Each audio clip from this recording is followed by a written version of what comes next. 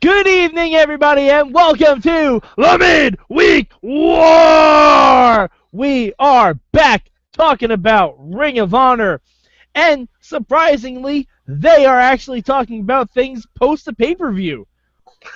This normally doesn't happen this soon. I think it's because we skipped like 3 weeks.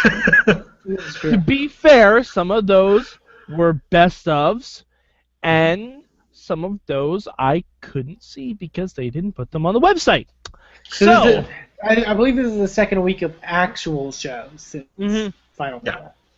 Yeah, we talked a little bit about the show last week on the Impact podcast, but this is the first show we've all seen, so we're gonna talk about it. So with me, as always, is the voice of Inspire Pro Wrestling, Eamon Paton. How are you, sir? I am fantastic. So I almost called you Sorgatron because I'm so used to saying Sorgatron. It's fine. A lot of people make that mistake. A lot of people. Yeah. All right, and with us, as always, is Tonio Garza. How are you, sir? I'm doing good. It was a good week of wrestling, and I love talking about it. Even though your views are slightly skewed from what we think. But yeah, sure. Yes. All right. So let's see. Garza, we'll start with you. What is your one word for Ring of Honor this week? Well, differently from my previous weeks where I go Moose, my word of the week is Castle. I feel like Castle should be jazz hands. Jazz hands. Castle. Castle. Get the spear fingers going. You gotta have spear fingers when you do Castle. All right, Eamon, what is your word of the week? My one word for Ring of Honor this week was fun. All right. My one word for Ring of Honor this week is miracle. Oh. See what I did there? Aww. See what I did? We'll get into that. Garza, what is your good this week for Ring of Honor? Okay, so my good is going to go to the main event. We had Moose versus Castle versus Briscoe versus Seidel. Seidel, yeah. He was kind of an afterthought in the match too, a bit. Yeah, he was, let's be fair, he was there to take the pin. Well, I like Matt Seidel. It was just that like everyone was like, yeah, Moose is awesome, Dalton Castle's awesome, Jay Briscoe's awesome. Matt Seidel, I like you too. Yeah, I was just about to go to that because that match has me really hyped about seeing Castle versus Moose. I'm really hyped about watching Briscoe versus Moose, and I love the interaction between Briscoe and the Castle. Oh, that could have gotten scary. You missed the best interaction. You missed the best interaction of that match. Which one? Stokely Hathaway stealing the fans. That was. I mean, come on. Stokely Hathaway with two fans just going apeshit trying to get Moose back up. I'm like, yes. That is a manager, folks. If Stokely Hathaway managed Roman Reigns, we would not have any problems with Roman Reigns. Yeah, so the wrestling was great, but to me it wasn't like the highlight. It was just the pairings. So the show ended and I was really happy. So that's my good. All right, Eamon, what was your good this week? My good for this week actually comes from Tonio Garza's lower third, which is I was glad he didn't take it. He says the Battle of Dijak. Donovan Dijak breaking away from the House of Truth. I liked it. I think I'm a big fan of Donovan Dijak. I think he's very talented. I like that I'll say this because it seems like they're leaning towards him joining up with Prince Nana and inadvertently Caprice Coleman and Will Ferrara. I don't know completely about that, just from the fact that I don't know. The Embassy has always ever since they tried to do new versions of the Embassy, ever since the first, they've never been good. Yeah. Which, but I like that Donovan's breaking out of it. I think he's delivered. He's done great. I think he's a very talented athlete. The crowd was behind him. They chanting his name and everything. Like I was very happy to see that. It doesn't hurt to be at a few really good high spots in the match too. Yeah, I got a question for you. Would you put Dijak as the crown jewel of the embassy? I think he makes the most sense. Yeah, I would. He's definitely got the most personality out of the three guys that Nana's gone for. Okay. He's got that kind of guy. He's the guy that like you could put a focus on, I think, in a stable. Plus, Dijak was a top prospect winner, right? Yes, did he win? Yeah, he won. Yeah, he won top prospect. Yeah, I mean, right there, I think the top prospects they put a lot of thought into those guys, and those guys are the ones you want to keep hot. So I feel like him being the main guy in the embassy would make sense. I will say this about Ring of Honor, like giving them the credit. Their top prospect tournament has always delivered, I think.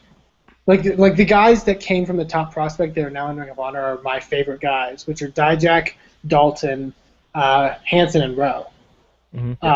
Bennett's also a winner. Bennett also, I think Cedric came from it at one point. He came from top prospect. I can't remember.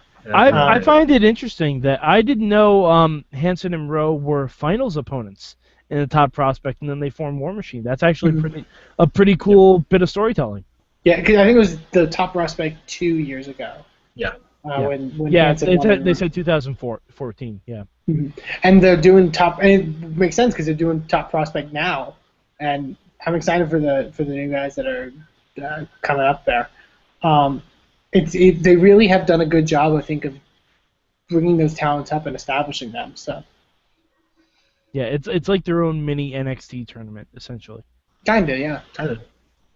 All right, my good for this week is gonna be the Kingdom. I didn't the broken kingdom. Yeah, like that's so sad. I didn't expect to see them on this week's show, so when I heard they were coming out, I'm like, wait, is this just gonna be Adam Cole limping out? Because I know like Taven's busted up, and Mike Bennett is obviously in TNA, so he seems to have healed up from that broken rib. Miracle. That's why they call him the Miracle, because he healed up already. See, I brought it all the way around. But yeah, I like the segment. I like that they brought out security to protect them from Red Dragon. Deranged. Yeah, the deranged Red Dragon. And also, who doesn't love a segment where the Young Bucks can say, "Hey, we should wrestle too." Yeah. Now that you were saying, like bringing it around, I love this promo because it was going the same way as when Maria and Bennett were kicking Cole out, and I was like, yes, yes, thank you. I know it's just a reference, but thank you for doing it. Oh well, I thought like before Red Dragon showed up, I thought Adam Cole was just gonna beat the shit out of Bennett and Taven. Like I'm like, oh okay, so that's how we're getting rid of them. That's fine, and I'm still pretty sure that's probably gonna happen. I just hope it happens next week after they lose the tag match. That'd be great. Side note for that as well. My favorite part of that whole, and it was a segment or so after, Red Dragon's backstage promo. Oh man. They should never be filmed in their civilian clothing because it makes them look super not threatening. Well, yeah, but they just look like you know what also makes them look super not threatening? Kyle O'Reilly ranting about how something about Christmas and like a tree went through his garage door or something like that, and that tree's Mike Bennett, and he's gonna kick his ass or something. Like, it was very. I like funny. Here's the thing: if you can make me laugh, then you usually do a pretty good job. Sometimes Ring of Honor guys can fall into that whole I'm a badass kind of thing, and they're just stuck doing that. I like that Kyle O'Reilly and Fish can kind of bring in some humor every once in a while. I don't know. It just looked like that instead of being a badass tag team, they were two guys who had an organic food truck on the streets of Brooklyn. Like, well, Bobby Fish, I'm pretty sure he does. Kyle, I don't know, but Bobby Fish does. Fair. But, and I also love that, like, what is it? O'Reilly said that, like, he loves the street fight. He's from the streets, the mean streets of, like British Columbia or something. Yeah, that was really good. Where they're like, I don't think they have any mean streets in whatever cities the kingdom's from. I'm like, hey, I'm pretty sure Rancho Cucamonga has some mean streets. Yeah. Like, I kind of wish they had said that in the ring just to get the reaction from the kingdom. Like, That's true. Like, I would have loved to see that because that would have been some real good stuff. Yeah. Garza, what was your bad this week? Well, actually, that promo is going to be my bad, but well, here's the thing. I'll keep it my bad, so I won't take other stuff. They're building up again to a street fight, a Philly street fight, not just a street fight. It's a Philadelphia street fight, and their promo was way too goofy for me. Like, I like the delivery, but it was just the wrong promo at the wrong time. That was my problem. Yeah, it doesn't completely fit the story. I can see that. Yeah. All right. Eamon, what was your bad this week? I overall like this episode of Ring of Honor. My only, like, kind of bad, and it goes back to that segment actually. I felt the Young Bucks were kind of tacked on.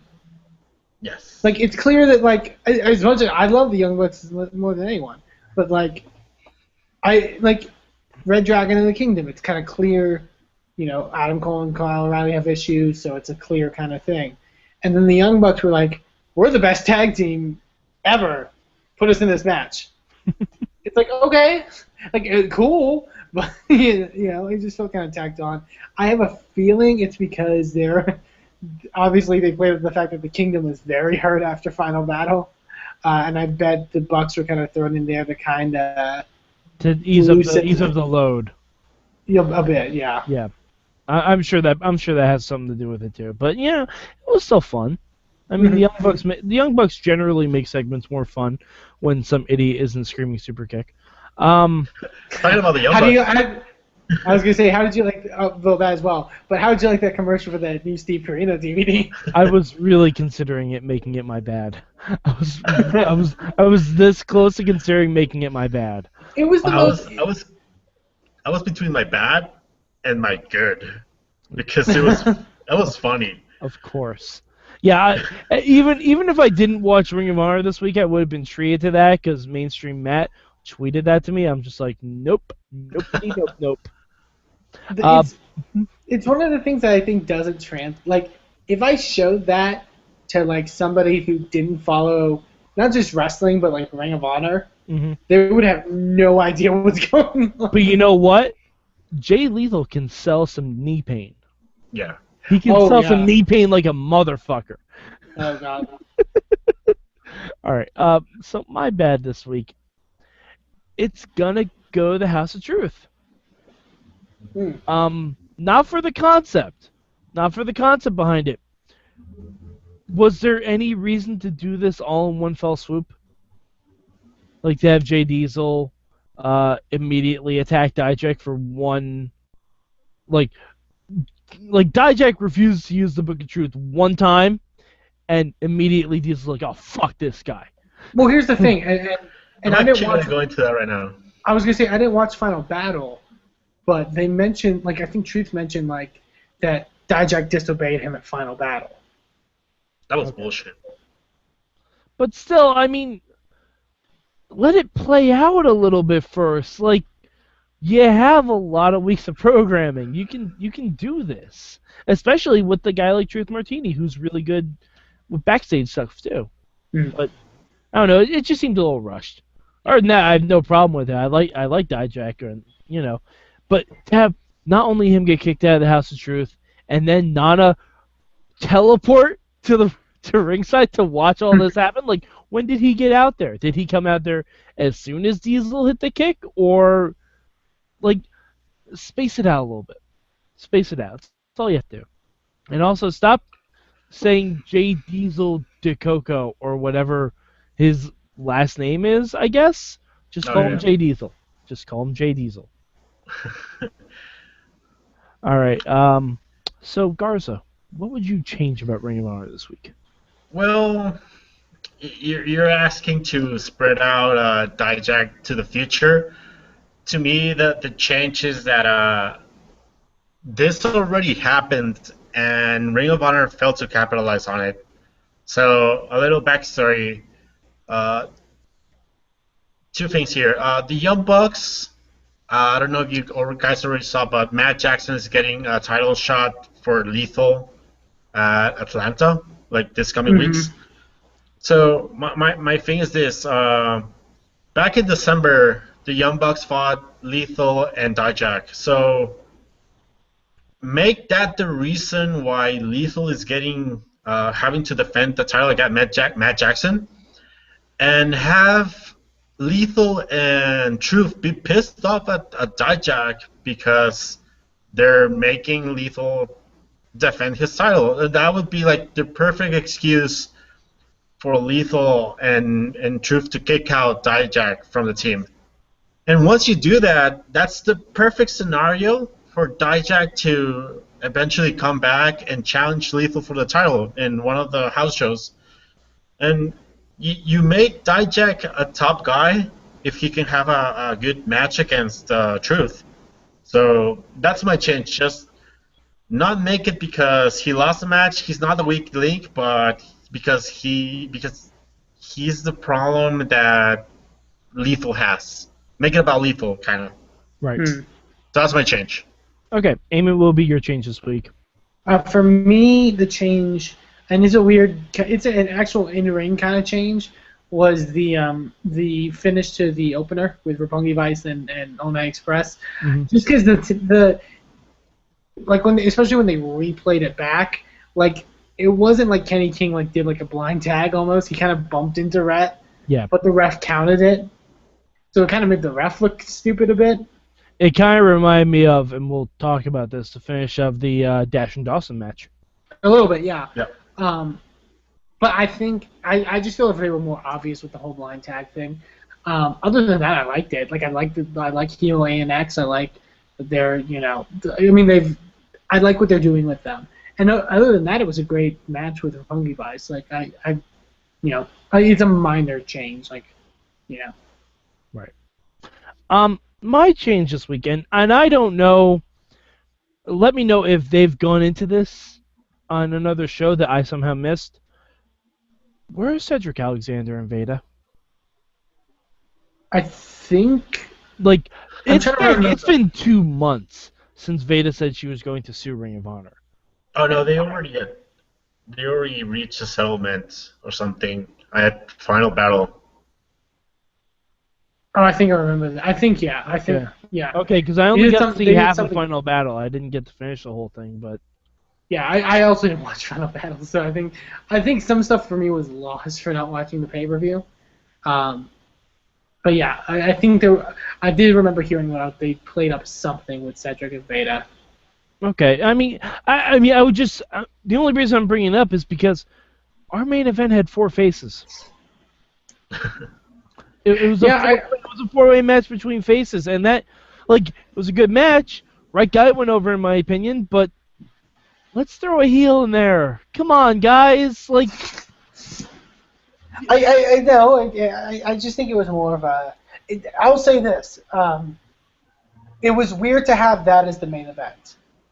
I think if they just switched, honestly, I think they should have switched the opener and the main event.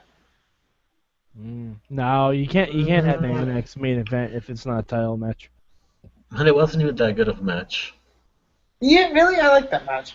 I mean, it was good, but it wasn't as good as a 4-way. Yeah, the 4-way match was a lot of fun. Yeah, and it was. I can understand your point. I think again, and I hate saying this, it's kind of just a Ring of Honor thing. These 4 guys are really good. Yeah. Yeah, they'll just randomly make a 4-way match that means nothing. Which, I mean, that's one of my biggest pet peeves about this show. So one of my biggest pet peeves about it is that we didn't have a single match that meant anything.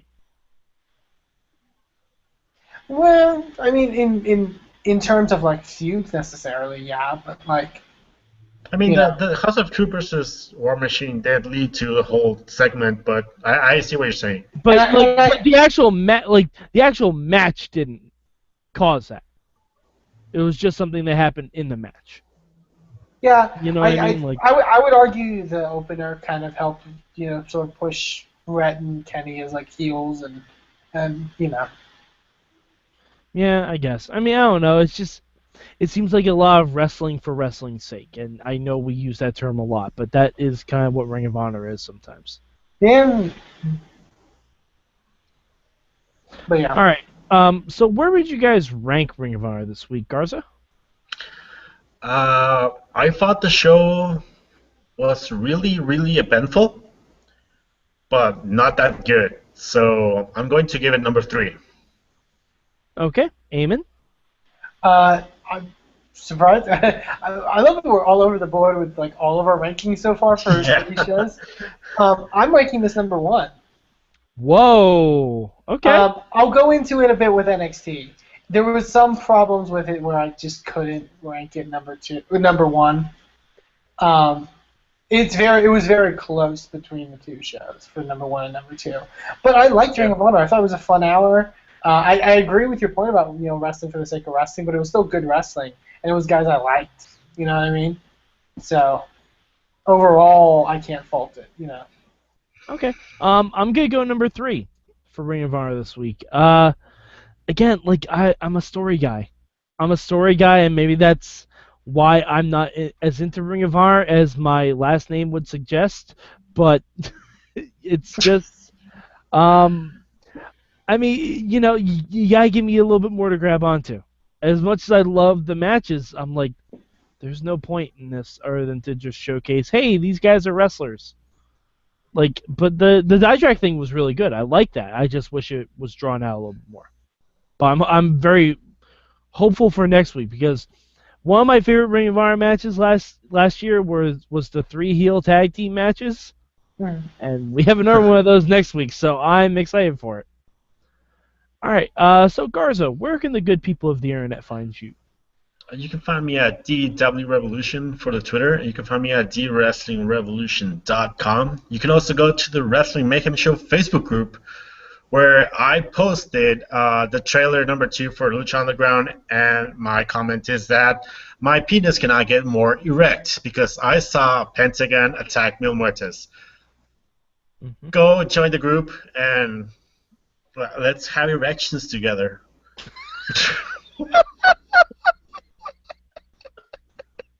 Eamon, where can people find you? They can find me on Twitter at Eamon2Please. They can also check out Inspire Pro Wrestling at Inspire Pro Res. Check out our event, Extreme Gold 3, this Sunday in Austin, Texas, if you're anywhere near Texas. I can't follow that. I'm sorry. you can't beat that. No. I'm at MadMike483 on the Twitter. I'm on the Wrestling Mayhem Show proper. We're going to have Krista Joseph next week. Garza, maybe you can tell Krista Joseph about your erection. He gave me an erection problem, man. In fact, you should just tweet at Krista Joseph right now that Lucha Underground gave me an erection. I'm holding you personally responsible for it. But yeah, if you have any questions that may have induced your erections for Lucha Underground, call your doctor. Only if they last longer than an all-night long match. Only then do you need to call your doctor. But yeah, email your questions about Lucha Underground to goodtimes@WrestlingMayhemShow.com, and hopefully we will ask the man himself. So for Eamon Paton, for Antonio Garza and Antonio Garza's erection, I'm Mad Mike, and this has been your Midweek War.